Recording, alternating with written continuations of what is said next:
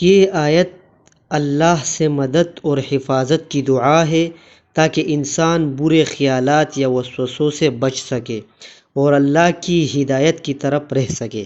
اب ترجمہ سنیں۔ من شر الوسواس، وسوسے ڈالنے والوں کی شر سے، الخناس، جو چپکے سے آنے والا ہو، یا معنی ہے جو وسوسے ڈال کر پیچھے ہٹنے والا ہو۔ اس آیت کا مطلب سمجھے۔ شر سے مراد برائی ہے یا نقصانات ہے۔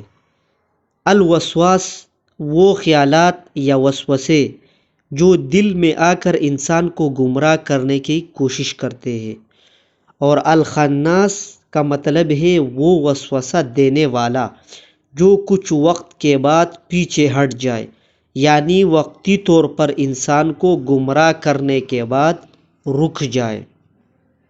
یہ آیت انسان کو شیطان یا برے خیالات سے پناہ مانگنے کی ترغیب دیتی ہے، جو انسان کے دل میں وسوسے ڈال کر اسے گناہ یا گمراہی کی طرف لے جاتے ہیں۔